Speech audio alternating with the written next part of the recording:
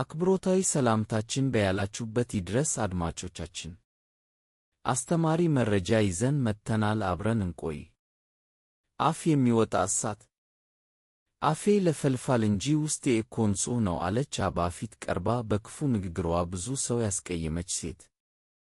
አባ መለሱላት፣ ልክ ነሽ ልጄ፣ እባብም እኮ መርዙን ከተፋ በበኋላ ውስጡ ንጹሕ ነው። ምላስ አጥንት የለውም፣ ነገር ግን አጥንት ይሰብራል። እግዚአብሔር ምላስን እንደ ጆሮ ክፍት አላደረገም፣ በከንፈርና በጥርስ ሸፍኖታል። ትንሽ አሰብ አድርገን እንድናወራ ነው። ሰው ለመናገር የዘገየ ለመስማት የፈጠነ ይሁን የሚለው ቅዱስ ያዕቆብ ስለ አንደበት ሲናገር ትንሽ እሳት እንዴት ያለ ትልቅ ጫካ ያቃጥላል እንዳለ የምላስ ኃይል እጅግ ከባድ ነው። ከአፍ የሚወጣ እሳት ብዙ ጉዳት ሊያደርስ ይችላል። ሰው በዱላ ቢደበደብ ታክሞ ቁስሉ ያገግማል። ክፉ ንግግር የሚያቆስለው ቁስል ግን በቀላሉ አይሽርም። ዱላ የሚያርፈው ሥጋ ላይ ሲሆን፣ መጥፎ ንግግር ግን ነፍስ ላይ ነው። ክፉ ንግግሮች ሰውን ለጊዜው ብቻ ሳይሆን ለዘላለም ሊያመሩት ይችላሉ። እውነት ነው። በመራር ቃላት የነፍሳቸው ቅርጽ ከተቀየረ ስንቶች ናቸው የማይዘነጉት ንግግር ዕድሜ ልክ የሚያቆስላቸው። የአንድ ሰው ከባድ ስድብ በራስ መተማመናቸውን የነጠቃቸው፣ የአንድ ሰው አትችልም የሚል ድምፅ እጅና እግራቸውን ያሰራቸው እጅግ ብዙ ናቸው።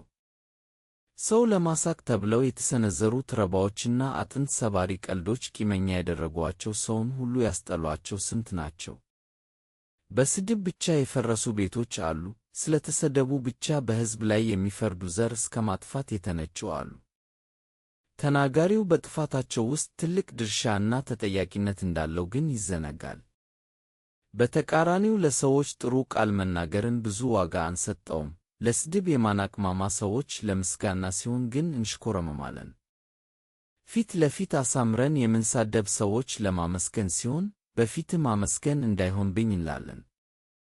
ሆኖም ብናወጣው ሰዎች የሚነገራቸው ጥቂት በጎ ቃል ሰብዕናቸውን ይገነባል። ፈጣሪ ብርሃን ይሁን ብሎ በቃሉ እንዳበራው ማድረግ ባይቻልህ እንኳን በጥቂት በጎ ቃላት የአንድ ሰው ቀን ማብራት ትችላለህ። ከምንም ስጦታ በላይ መልካም የምስጋና ቃላት በሰው ልብ የሚቀር ውድ ስጦታ ነው። ባል ለሚስቱ ከሚገዛው ስጦታ በላይ ከባሏም ያመሰግናታል የሚለውን ቃል ቢፈጽምላት ደስታ ይሆንላታል። ልጆች ከብዙ ስጦታዎች በላይ ከወላጆቻቸው የሚሰሙት የፍቅር ቃል ይሰራቸዋል። የእስክንድርያው ፊሎ ለልጅ አባትና እናቱ ከሀገሪቱ ንጉሥና ንግሥት በላይ ናቸው ይላል። የንጉሥ ቃል የሹመት ቃል ነውና ልጆች በወላጆቻቸው የሚሰሙት ጎሽ የሚል ቃል ከፍ ያደርጋቸዋል። ልጅሽ ትምህርት የማይገባው ደደብ ስለሆነ ትምህርት ቤት አትላኪው የሚልን ደብዳቤ ልጅሽ በጣም ጎበዝ ስለሆነ እሱም ማስተማር ስለማንችል በቤት አስተምሪው ብላ ያነበበች እናት ትልቅ ሳይንቲስት አፍርታለች።